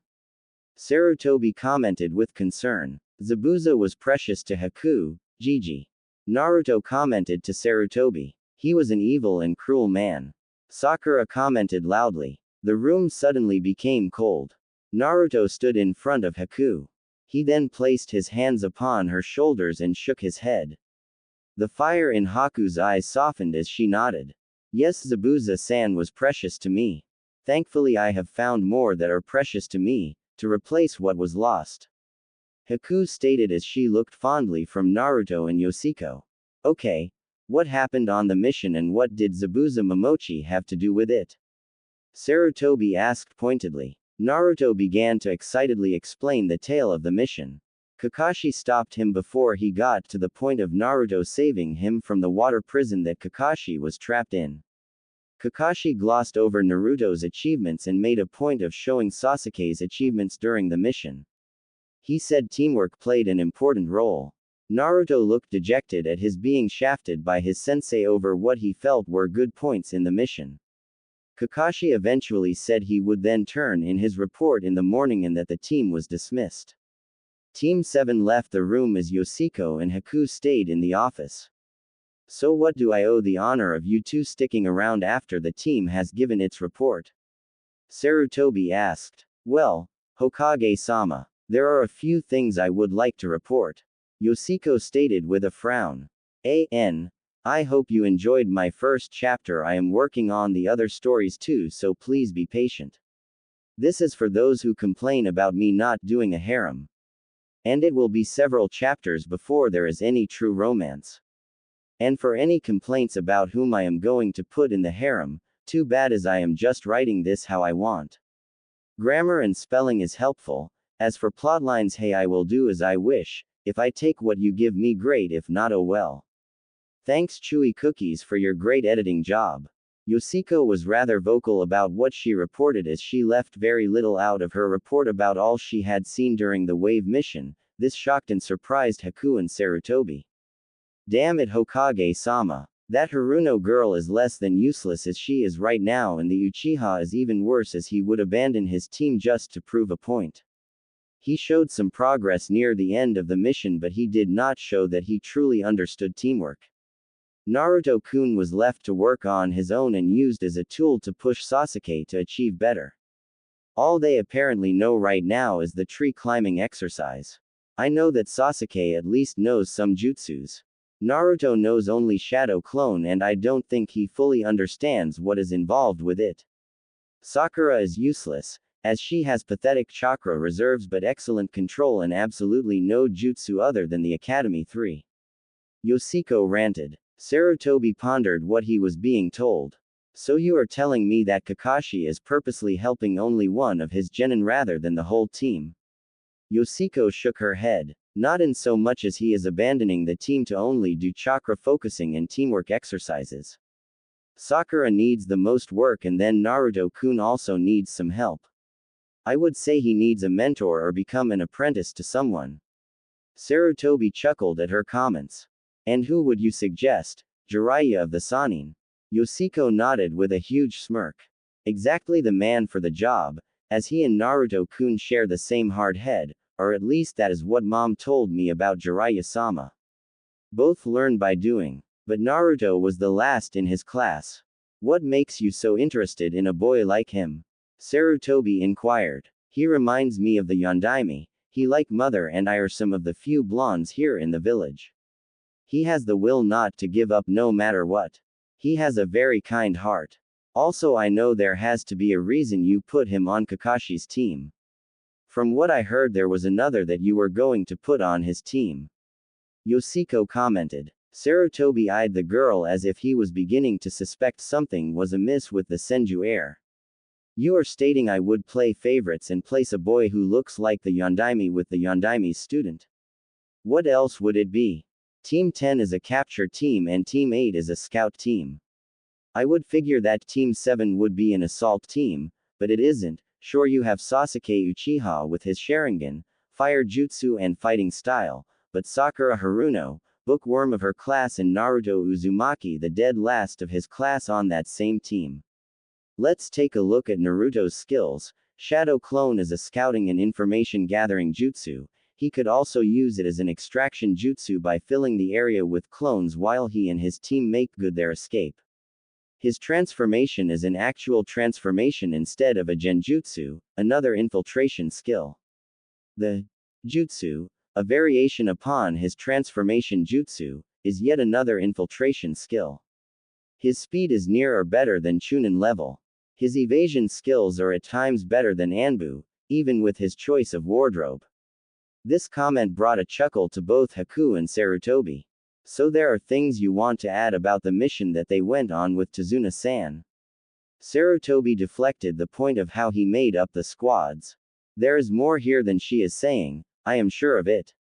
Yoshiko took a deep breath and slammed her hand down on Sarutobi's desk, leaving an indentation of her fist. Kakashi glossed over the actual mission, giving the Uchiha boy more credit than he deserved and didn't give enough to Naruto-kun. I must watch out for this girl, she is too much like her mother in a lot of ways. That hole in my desk could have been my stomach. Sarutobi thought to himself. Okay, please fill me in on what you think that Kakashi left out. Haku spoke up this time. Well, during the first encounter, Naruto-kun fought Zabuza-sama's water clone to a standstill. He also devised of a plan that freed Kakashi-san from Zabuza-sama's water prison jutsu. The Uchiha boy had a part to plan but did not come up with the idea or its implementation. On the bridge I was able to incapacitate Uchiha-san while Naruto-kun was able to call forth a great power and stop me. The Haruno girl was left to defend the client while Kakashi-san took Zabuza-sama and the Uchiha boy fought me. Naruto-kun surprised me just as I was about to kill the Uchiha boy. He also surprised everyone when he snuck into my crystal ice prison. No one had noticed until the Uchiha boy yelled at him and brought all attention to him. Had he just left with Naruto-kun, they could have escaped unnoticed. While Naruto-kun is loud, he is also very stealthy when he needs to be. I will go over Kakashi's report carefully and see if these points you have raised are in the report. If not, I will call you both back to help fill in the blanks for me. I will also keep your Kekkei Genkai under wraps for now. So will you be staying at the Senju estate? Sarutobi asked. Yes, we're going to stay there, as Yoshiko-sama has offered me one of the spare bedrooms. Haku explained. Would you care to become a shinobi of the leaf? I can offer you a genin spot in one of my squads that is short a person. Sarutobi offered. If it is alright with the Hokage, I would prefer to not become a shinobi at this time. I am afraid your council will force me into a marriage with a man I do not care for. I'm also still grieving for Zabuza-sama and it would not be appropriate at this time.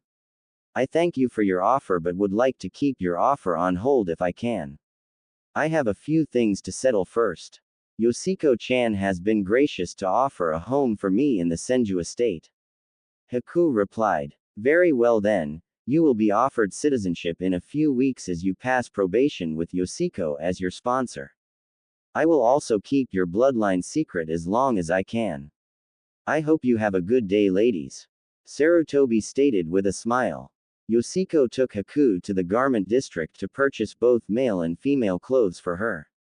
They made it look like the female clothes were for Yoshiko and the male clothes were for Haku. They later entered the Senju house. Yoshiko began to fix lunch when there was a knock on the door. Yoshiko answered the door to find a Chunin asking for Yoshiko and Haku to come to council chambers in an hour. Yoshiko smelled a rat but didn't want to worry Haku too much. The girls ate a quick lunch and then prepared to meet with the Konoha council.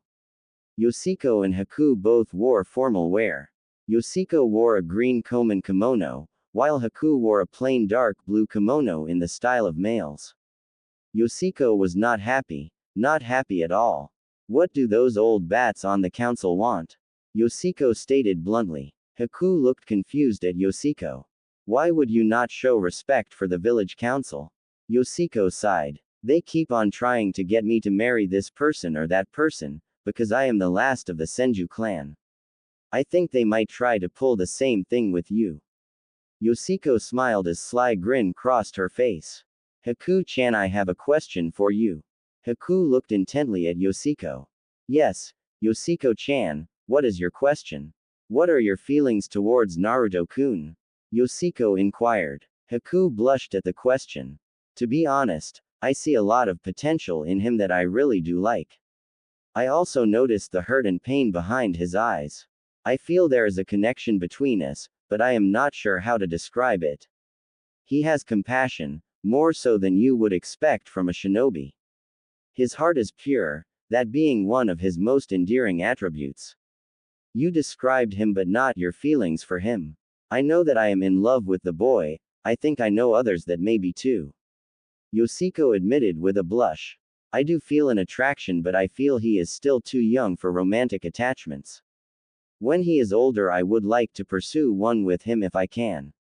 Haku admitted with a smile and a deep blush. Yoshiko smiled broadly. I have an idea. Haku nodded. If the council attempts to force us to marry and your secret has gotten out, we can push back and have them arrange a marriage for both of us to Naruto-kun. How do you feel about that? Yoshiko proposed. Haku thought for a minute. I think that is a good idea and I would like that. He is kind and would be at least a good husband and that way we could remain friends and we can help Naruto-kun. I can tell he is very lonely and it would be a way to repay Naruto-kun. Haku replied with a smile. Both girls entered the Hokage's tower and made their way to the council chambers. Yoshiko's worries came to a full head when she looked at the frustrated and angry look on Sarutobi's face. Greeting Hokage-sama, The council has summoned both of us. May we inquire what this is about? Yoshiko asked politely. Sarutobi gave the girls a sad smile. Welcome Yoshiko-chan and Haku. The council would like to speak with the both of you. I think I know what they want, but I am not sure, so I am going to let them speak to you. But please sit and listen to what they have to say. Yoshiko and Haku sat in two empty chairs near Sarutobi at the large conference table.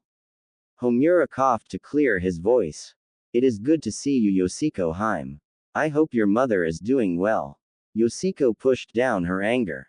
It is an honor to meet with the esteemed members of the Konoha Council, and as for my mother, I believe she is doing fine, either that or she is losing a ton of money, and in that case she is as happy as a clam. Yoshiko's comment caused those that knew Tsunade to chuckle. Being that as it is, it has come to our attention that you turned down Sasuke Uchiha's advances. Am I correct in what I heard? Homura asked. Yoshiko smiled. Yep. I turned him down and stuck a kunai into it. Now I am hoping it is deader than a doornail, and no healing jutsu will bring it back if I can help it. Again, Yoshiko's antics caused several in the room to chuckle. Why would you do that? He is the last of the Uchiha and you are the last of the Senju. A merger of the founding clans would be beneficial to the village.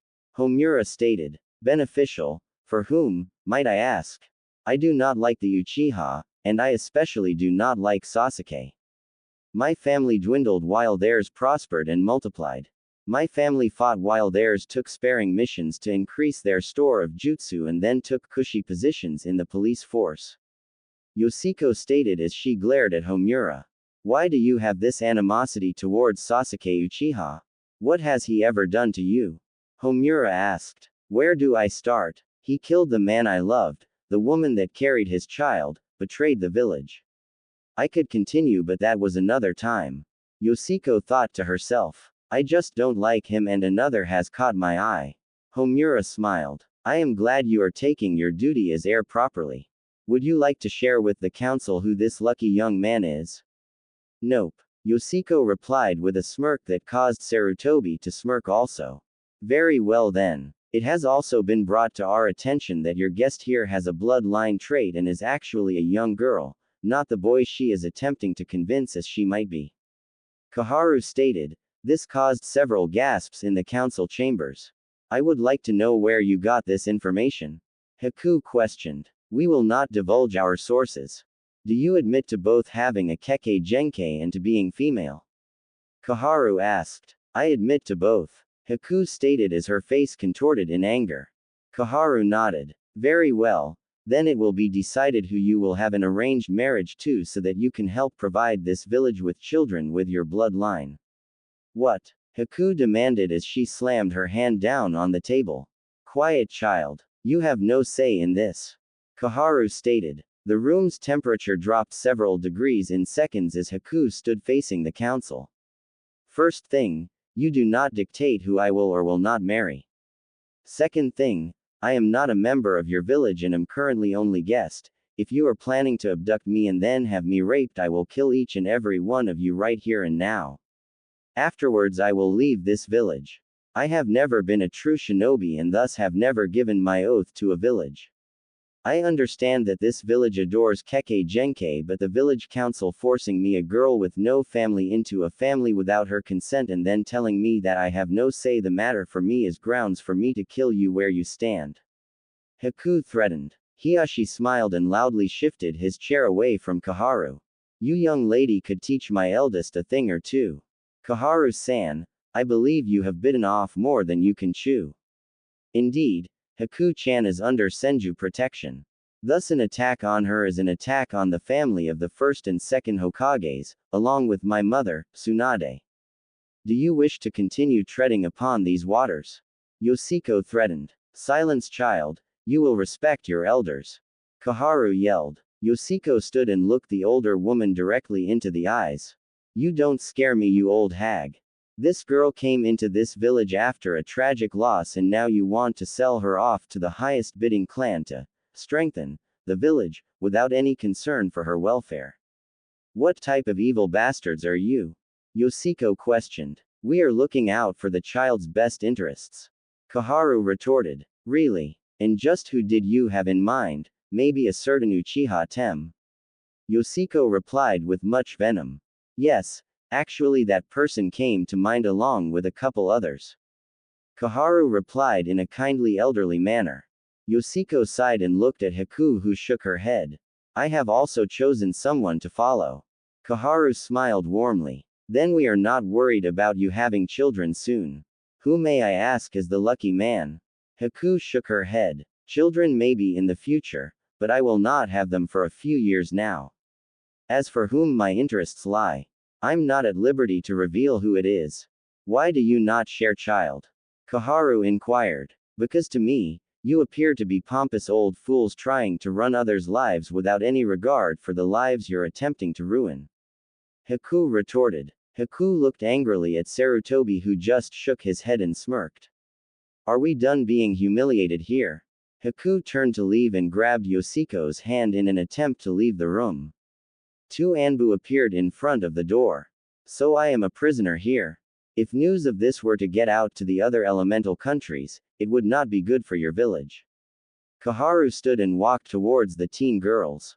You see, you both posse's powerful Kekkei Genkai, and the village just wants to see them continued.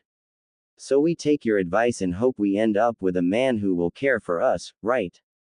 Yoshiko asked angrily. Yes, that is it, Koharu stated as she neared the girls. Mother will hear about this, and I assure you that she will just have another thing to be angry at the village for. You killed her family with no regard for what you were doing. Yoshiko retorted. We were at war. Koharu responded in defense. Then why did most of the Senju die during the war and the Uchiha flourished? Yoshiko inquired. That is because they have a powerful bloodline. Koharu replied with a smile. No, it is because they did not have to take the hard missions, they remained here at home for the most part. They are just thieves, they steal when it suits them. Now you want to offer us to their sacrificial altar. We refuse. Do I need to call my mother? I did sign the summoning contract. That is the only reason I was able to come and live in the village, instead of continue my travels with her. Yoshiko commented as her fist went through the table. Koharu sighed as she finally reached the girls. She reached out her arm to touch Haku, only to find that Haku's arm was encased in ice. Don't you dare touch me, you old hag. Let us go now, Haku demanded. Yoshiko turned to Sarutobi. Hokage-sama, I do not appreciate the council attempting to abduct us and forcibly rape us. Sarutobi was shocked by the comment. Well, they are not raping you, yet. The part was under his breath. What do you call being forced to have intercourse with a male against our will? Yoshiko pointed out. Well, they have not forced either of you into a marriage contract.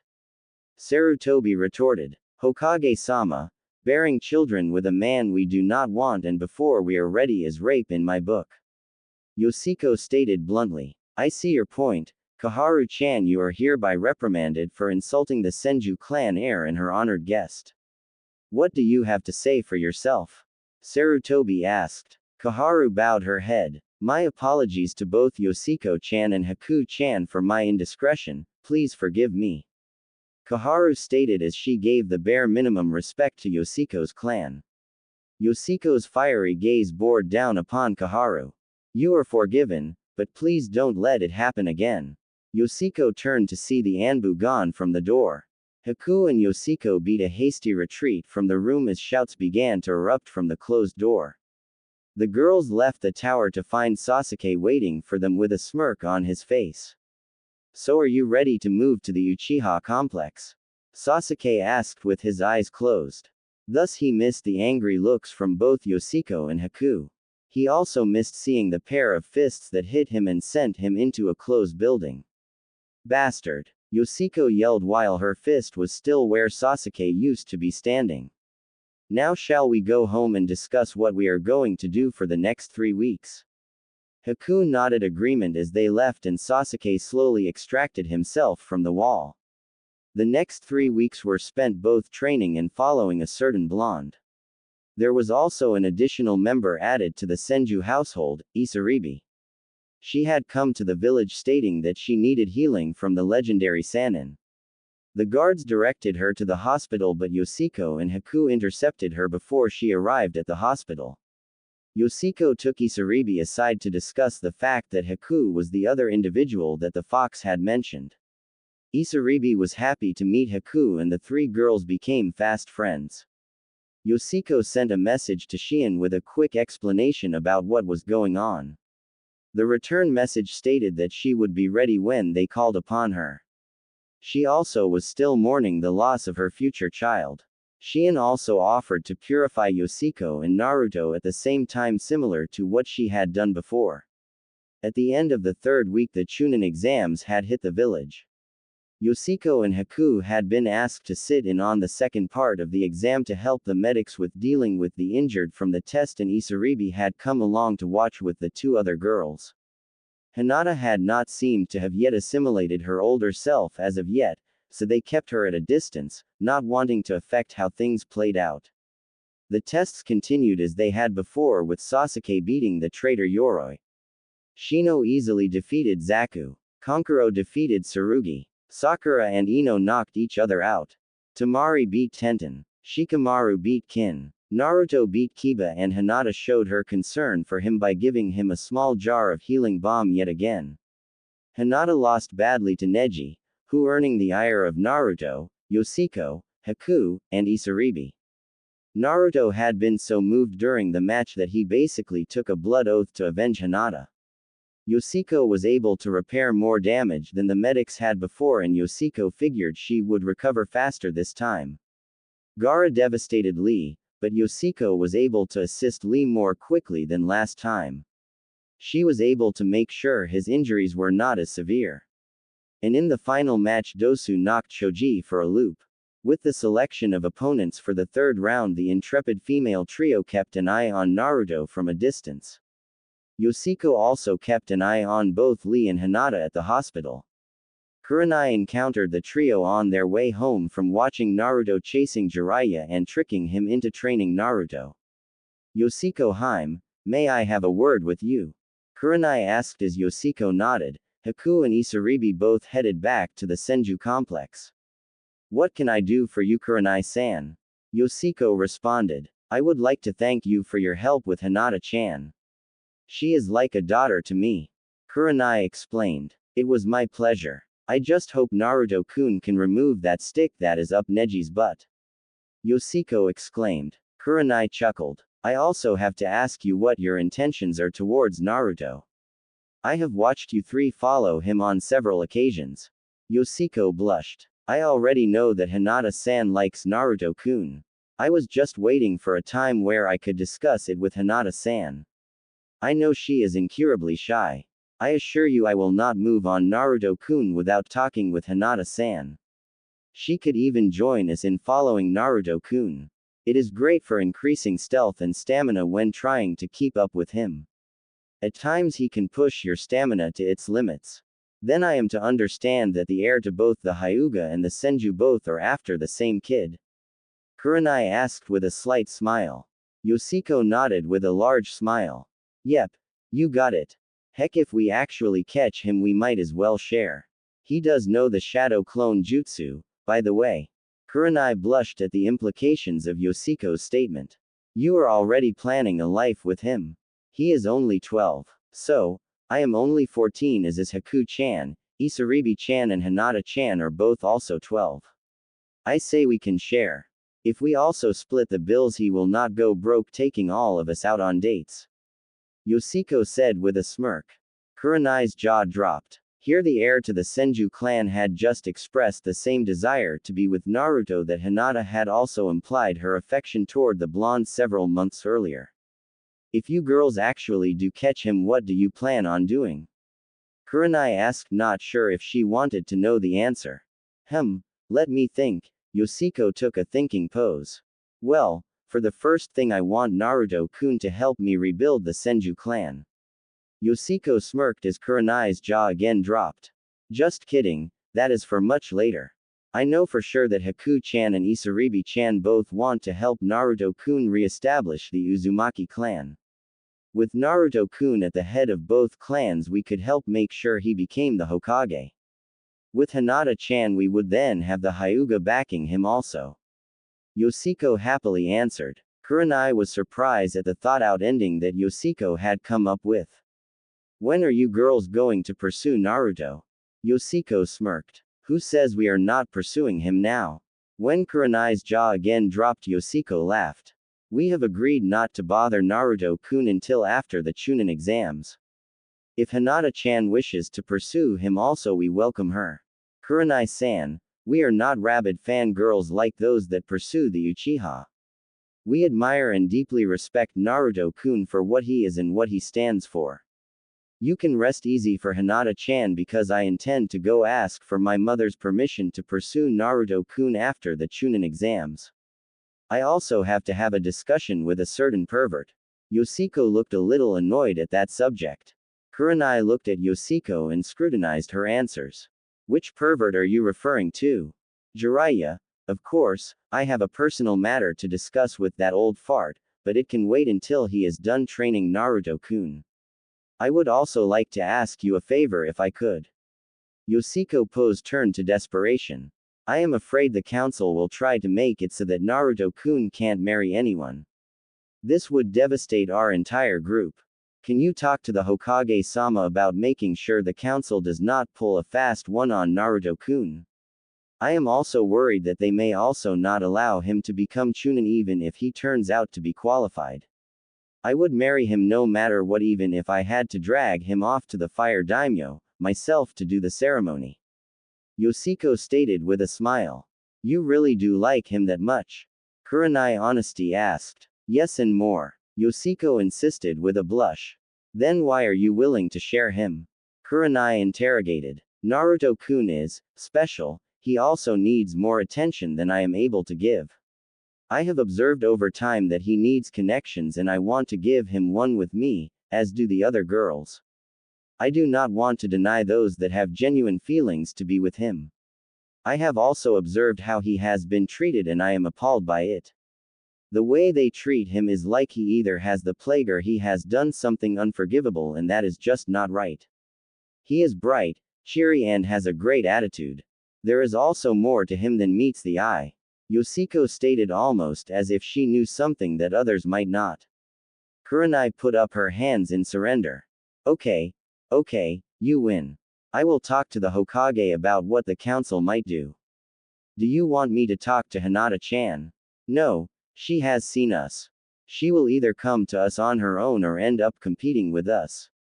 Either way it is a win-win for all of us.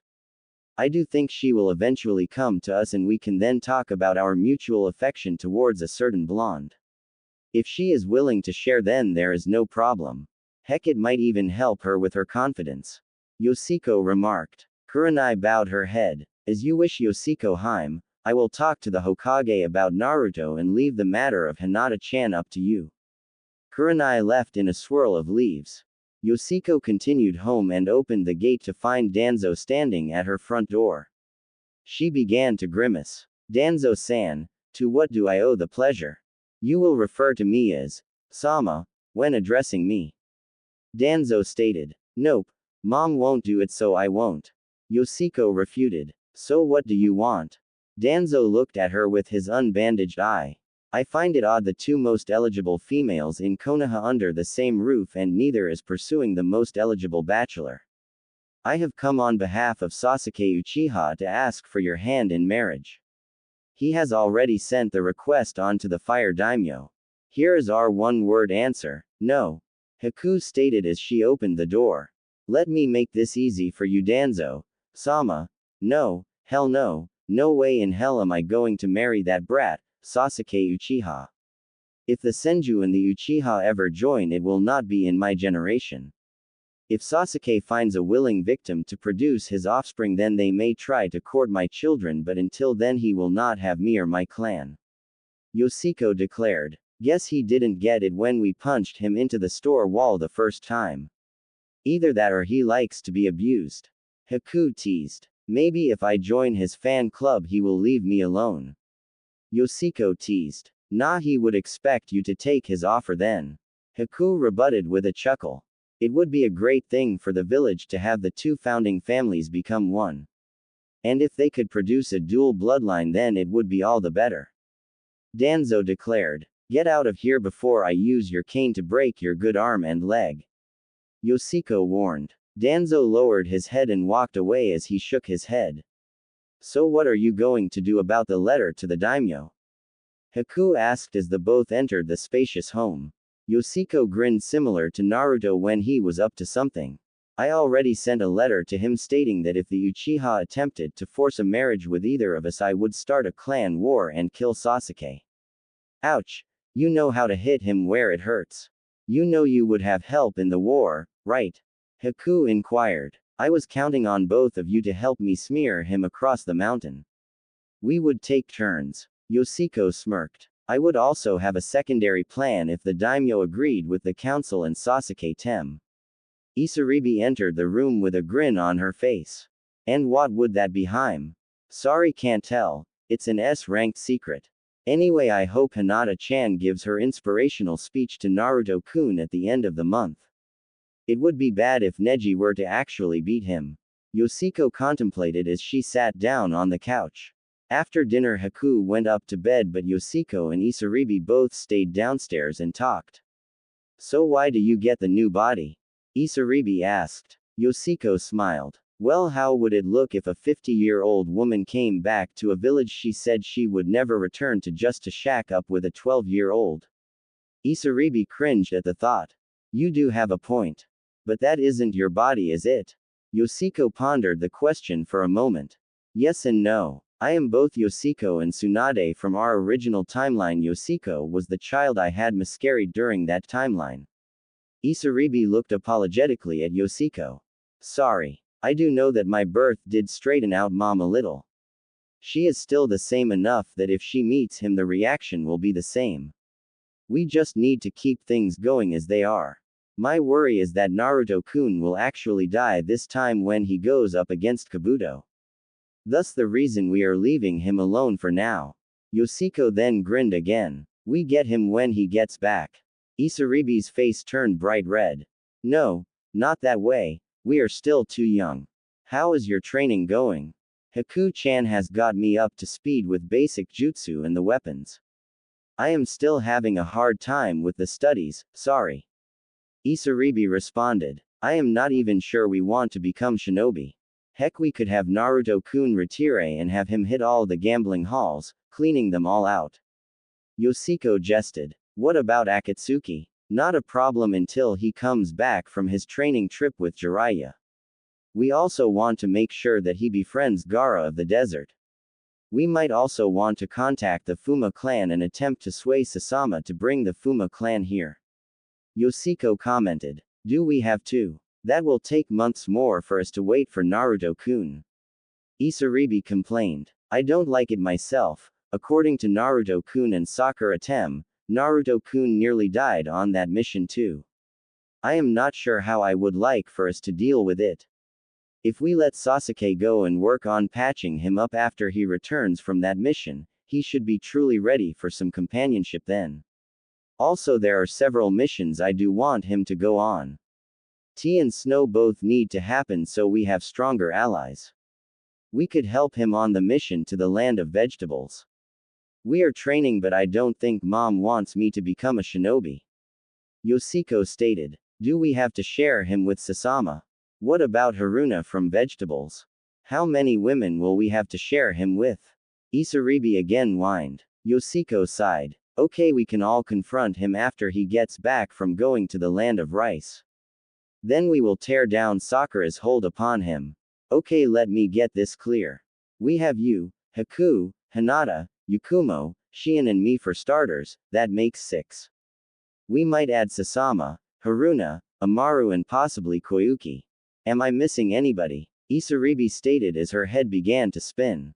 Yoshiko grinned. Well, if he ends up with that many women, I am sure Anko would want to join in. Shizune might not be too bad as long as mother doesn't want to give me a sibling with our future husband. That could make things difficult. Yoshiko replied as her head also began to hurt. Oh, and what if the pink banshee wants to join because her precious Sasuke has left? Isaribi exclaimed with a deep sigh. Yoshiko then beamed. Then I initiate Operation Naruto Gala Marriage Round Robin. As first wife I decide who he can marry and who he can't. Haku appeared next to the girls, this caused them both to jump. What is this you have been talking about marriage and other women? Yoshiko sighed. Okay, since you are part of this whole wanting to be special to Naruto-kun, in for a shoe-in for a Ryo. There are a few things we need to tell you. Haku looked shrewdly at the other girls. Okay. First, what we are about to tell you is the truth. Yoshiko paused as she waited for Haku to acknowledge her point, to which Haku nodded. We are partially from an alternate future. Haku's face became skewered and contorted. That is a new one. Now we're getting to the confusing part. Yoshiko again waited for Haku to nod acknowledgement. Both Isaribi and I have merged spirits. I know I am going to regret this, but what does that mean? Haku questioned. Let me tell you a story. Yoshiko began as Haku nodded. There was a blonde-haired boy who traveled to the Wave Country and met a couple of people he found to be special to him. One was named Haku, the other was named Zabuza. I'm following so far, but I already know this story. Haku stated. No, you don't. Haku, in my spirit's past you and Zabuza died at the bridge. I was also never born, at least not in this body. It was never born, and it was miscarried over 14 years ago. Haku looked shocked as Yoshiko continued. Naruto was a Class A idiot, a lovable one but an idiot. That part of my spirit was Tsunade Senju, my current mother. Naruto had convinced me to come back to Konoha to become Hokage so that he could eventually become Hokage. He went on several missions, got hurt a lot, made lots of friends and was just himself. Eventually he met Shion and saved the world from a demon. She asked him to father a child with her. Naruto-kun being himself didn't know what he had agreed to. Haku's jaw continued to fall further as the story continued. After some schooling in the birds and the bees, Naruto-kun went to Shion and they produced a new life. That gets me to the sad part. Shion was about 6 months along when Naruto fought a man named Madara Uchiha. This laid him up in bed for more than a month. Yoshiko began to cry as she continued. Yakumo Kurama, who you haven't met yet, Hinata Hyuga, Isaribi and myself were arguing on the finer points of who wanted Naruto-kun for their groom, but that was never destined to happen. The council had forbid him to marry anyone just before I had returned to take up the mantle of Hokage. Yoshiko stopped as she began to sob uncontrollably. Isaribi wrapped Yoshiko into a gentle hug. Haku noticed tears also streaming from Isaribi's eyes, but she also saw anger and hatred in them. You seen Sakura Tem helped Sasuke Tem to kill Naruto-kun, Shion-chan, and their unborn baby. Naruto's last act alive was to release the Kyuubi upon Sasuke and Sakura. Haku began to cry at this point. You see, Sasuke had told the village Naruto-kun's secret. He also proclaimed that by killing Naruto he was saving the village from the Kyuubi and any possible offspring he was going to have. The Kyuubi appeared and told a different tale where the Uchiha were going to betray the village. The Kyuubi went on a selective rampage, as it killed all those who had ever hurt Naruto-kun. Yoshiko had composed herself to a certain extent. The Kyuubi offered us a choice to either let him die right there or we could get Naruto-kun back. Being selfish, we took the deal to get Naruto-kun back. I don't get it, there must have been a cost to bringing you back. Haku pointed out. You see, Kyuubi didn't want to die and the Shinigami offered all of us the deal. You see, the Kyuubi was to give up most of its power and we gave a small portion of our souls for this. In return we were taken back in time and put into our own bodies, well, except for me. I was put into my unborn child that I had miscarried. Part of my soul powered life for me to have enough strength. There was also another catch. I also became a Jinchuriki like Naruto-kun. I hold the baby kid of the Kyuubi within me. This was enough for me to survive and be born. It also helped pull my bloodline to the surface. My mother and Auntie Shizune noticed the seal on my stomach when I was born. Jiraiya checked it out after Naruto-kun had the Kyuubi sealed within him. Thanks to the Tsunade partial soul and the fox kid in me, I know quite a bit. Like my father is Jiraiya, he is also Naruto-kun's godfather. Dad's comment on my seal, this one is better than Minato's by a long shot. I also know that if Naruto-kun dies, then all of us die, Isaribi, Hinata, Yakumo, Shion and I. We are tied to him by a bond from the Shinigami. I don't know if you are linked to or not Haku-chan, but the Shinigami wanted you to join us with Naruto-kun. The Kyuubi wants for Naruto kill Sasuke but is being patient. I figure about 3 days before the Chunin exams Naruto-kun will contact the Kyuubi and be able to access that power directly. Yoshiko took a deep breath as she continued to try to compose herself to no avail. So you love him and are tied to him by fate? Haku asked. Yes and no. The only fate we have to worry about is that we do not upset the timeline too much or we do not know what will happen. Also I must be Naruto-kun's first mate or again we all die. Yoshiko added. Why? Isaribi growled in disappointment. I don't know, that's just the message I received from both Aki and Kyuubi. I believe it will help with the purification process Shion will perform on us when she gets her turn with Naruto-kun. My guess is that I need to be present at that time. Yoshiko added. So you get firsts in a double team. Not fair. Isaribi huffed in mock pouting. Haku chuckled lightly, catching the attention of the arguing girls. What? Both asked in unison. Well, if what I believe is true about the shadow clones. Haku left a pregnant pause, as both girls moved closer as if that would cause Haku to talk. Yoshino could have firsts, and then we all could have seconds. Haku stated as she bit her nail in a seductive pose and blushed profusely. Both girls fell back on the couch with stupid grins on their faces. Why didn't we think about that? Yoshiko added, nearly wanting to kick herself. Oh, I also wanted to tell you both the reason why I have been having you both train so hard. The day of the Chunin exam finals, Sound and Sand villages will be invading.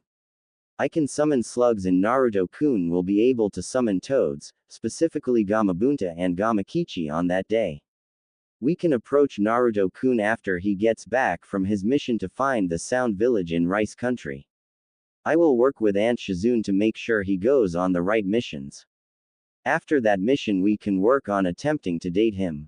He might be at first resistant to it but we will be able to wear him down. The big problem is getting my mother to agree to the marriages. I know I want to have children as does Hinata-chan and you girls, along with Yakumo and Shion.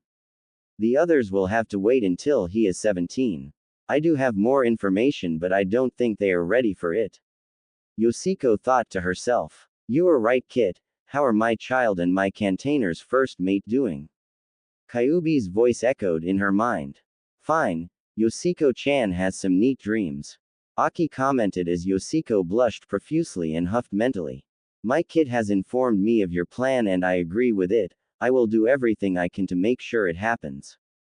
I will attempt to steer him to the training grounds on exam day. You just make sure Hinata is there.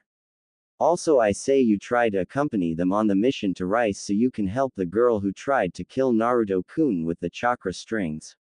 Kyuubi ordered kindly. Again, why are you guys being so nice? I thought you were demons.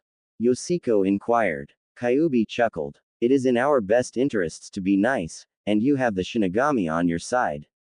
So being nice is basically a requirement. Also that person will help sway the Fuma clan along with having Sasama married to Naruto-kun. Yoshiko's only response was, oh. Yoshiko's eyes returned to normal as they had been glazed over for a couple minutes. Are you okay, Yoshiko-chan? Haku asked with a worried look. Yeah, I was just talking to Aki and Kyuubi. Guess I now know what it is like to be Naruto-kun, at least somewhat now. Yoshiko replied. So, how long until we can get together with Naruto-kun? Haku quipped. His birthday is after the Chunin exams. If he does the mission to Rice like he did, he will return a couple days before his birthday and we can help him celebrate and ignore the festival here in the village. I also figure Hinata will be merged by then as Yakumo will also have done so. We can invite all those that are not outside of the village. If the timeline keeps true, we will see Sasuke in the hospital, injured from Itachi. Mom will come and heal him. Naruto will realize that his chances with Sakura are very low. We can talk to him then to help cheer him up. No official dates until after he gets back from Rice, agreed. Yoshiko asked, almost yearning for the others to argue with her logic. Also, I will have my mother send us, at least the three of us, to possibly recover a dying member of the Fuma clan so that they will be more inclined to come to Konoha. The girls decided to end it there as Yoshiko and Haku had rounds at the hospital the next day. The days before the exam passed quickly. The council didn't bother the girls at all during this time. Kurenai did visit to inform Yoshiko that Hinata had a message for her. Things going as scheduled. She will meet him on time and make the needed contact. There was also a message from the Hokage that stated, Naruto will be free to marry if he likes and the council will not interfere. This pleased the girls to no end. Training and work kept them busy. The day of the Chunin exams came and the girls attempted to follow Naruto but lost him when he ducked into an alleyway with Konohamaru. The girls then went home and got all the weapons they could equip on themselves without attracting too much attention. Haku also brought along several water bottles as extra ammo. They made it to the arena to find that everything had gone as expected. They found Hinata sitting next to Kiba, although she looked a little pale. As they passed, she nodded to them, acknowledging that she had played her part in inspiring Naruto before he had arrived. The girls found seats in the area between Hinata and Sakura, wanting to keep an eye on the pink-haired girl. The first match was announced as being between Naruto Uzumaki and Neji Hyuga. Everyone left the arena for the observation area, except for Sasuke, who had not arrived yet. Neji began to berate Naruto about fate. Naruto's answer was to just show his fist as he did after the fight Neji had with Hinata. The match looked like Naruto was outmatched the Hyuga, genius. Both showed great skill, Naruto using his shadow clones and Neji using advanced Juyuken techniques. Eventually Neji had closed all of Naruto's chakra points and proclaimed his victory. Naruto then surprised everyone with reopening his chakra points with the help of the Kyuubi's chakra. Naruto then began to use this power to even the playing field with Neji. Eventually Naruto and Neji collided, and this left Neji digging himself out the ground and Naruto leaving a clone as bait for Neji to gloat over. Naruto had ambushed Neji from underground and won his match to the excitement of the crowd. Hinata had shown a link with Naruto when he was injured and was taken to the upper seats and healed by Kabuto. Kiba delivered her to the hospital and returned only to be knocked out. Sasuke had been given more time to arrive as Shikamaru had nearly beaten Temari only to give up after Kankuro forfeited his match against Shino. Sasuke was given an additional 10 minutes for he still had not arrived yet. All of the girls were appalled that Sasuke had been given several chances to show up but still had not arrived yet. Right at the last second Sasuke and Kakashi showed up, impressing some but pissing off others, especially the girls. Soon after the fight began, Lee arrived to show that he was actually feeling better. Yoshiko knew he would still need major surgery, but it would not be as hard as it was when she had healed him before. Lee seemed disturbed by Sasuke's match as he showed off that he has stolen Lee's moves and now could use them with similar proficiency as Lee. Yoshiko and Lee noticed that Sasuke lacked the endurance that Lee had and had to revert to using the Chidori to attack and injure Gaara. This was the turning point as a genjutsu was cast upon the arena. All three girls broke the genjutsu for themselves and proceeded to sneak over by Naruto. Kakashi gave an order for Sakura to wake Naruto and Shikamaru to go after Sasuke, who had chased after Gaara and his siblings. Yoshiko took one sad look at the roof of the building that Sarutobi and the Kazekage, actually Orochimaru, as the building became surrounded by a black barrier. A tear fell from her eye as she said goodbye to her former sensei and Hokage. The three girls snuck out of the arena in pursuit of Naruto, Sakura, Shikamaru and Pakken, Kakashi's summons. After taking out several sound shinobi as they moved to an area Yoshiko knew to be the final battle area. The girls had actually taken out a second pursuit team that was never been mentioned in the original reports she had read while she was Hokage. They watched from afar as Sasuke got his butt handed to him by Gaara, and then they saw how Naruto had saved him from imminent death. They watched as Gaara pummeled Naruto. Yoshiko watched and saw the seesaw battle go until Naruto finally got inspired. They then watched in awe as Naruto pulled one move after another as he returned the beating he had received from Gaara several thousand-fold. Both finally exhausted. Gaara was give the advantage and began to surround Naruto with his sand. Naruto, by all impossible odds, summoned Gamabunta. Thus began yet another battle as Gamabunta and Naruto began to fight Shukaku. Naruto and Gamabunta for a short time transformed into the Kyuubi. The girls all smiled at this. The battle ended with Naruto punching Gaara in the face and both falling to the ground as they had dismissed both Gamabunta and Shukaku moments before they traded blows. While Gaara had been forced to dismiss Shukaku, and Gamabunta could no longer battle, so he and Gamakichi left for home. Both boys hit the ground hard, but Naruto continued to crawl towards Gaara, sending fear through the Ikibi container. They saw fear in his eyes as Sasuke rescued Sakura and then moved to reassure Naruto that she was safe. Haku sighed sadly. The girls appeared as Naruto passed out and began to administer first aid as the Sand siblings fled the scene. The things that concerned the girls were that Sasuke's face showed that his curse seal showed that he no longer had it under his control. Yoshiko pronounced that Naruto was suffering from chakra exhaustion, and Haku stated that Sakura had a couple cracked ribs. The girls each took one person as they headed back to the village. Yoshiko took Naruto, Isaribi took Sasuke, and Haku took Sakura on their shoulders as they made their way back to the village. They stopped to help render assistance to Shino and his father after Kankuro had poisoned Shino. Upon reaching the village, they dropped of everyone at the hospital and Yoshiko and Haku had to work. Isaribi left so that she could get out of the way but was stopped by Kurenai. I will address some of the questions now. The kid inside of Yoshiko, Tsunade, died young, nearly right after birth. It has the memories and knowledge of its sire the Kyuubi, as this now innate knowledge is used to bring about a much more advanced, almost adult personality. Aki uses his advanced knowledge to his advantage, but still has a kid's attitude.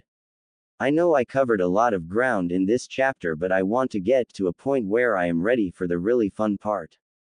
Just kidding, I am enjoying the story as it is right now. As for Kakashi getting his, he knew something was up when Yoshiko and Haku stayed behind, so his report was not as bad as his oral report, so only a small reprimand was given to Kakashi in his file for filing poor quality reports. I didn't put that in the story as it wasn't needed as this chapter was. Definitions per Icy Dragon Flame. Yoshiko. Yoshi, Lucky. Ko, female ending to a name. Tsunade in this timeline wanted to try to fix her luck, so she named her daughter Lucky, but Yoshiko ended up having better luck than her mother, but Yoshiko will only gamble with her mother as she knows she has no knack for gambling. She knows that sake will cause her problems and she has a new start, thus she is not as bad off as she was before, other than Naruto was killed before her eyes. Thus the reason she wants to take her time to help improve Naruto's life. If she did it all quickly, it would backfire on so many levels. She would have to explain too many things that she is slowly explaining over time. She also wants Naruto to understand the changes, not just latch onto them for support only. She wants love.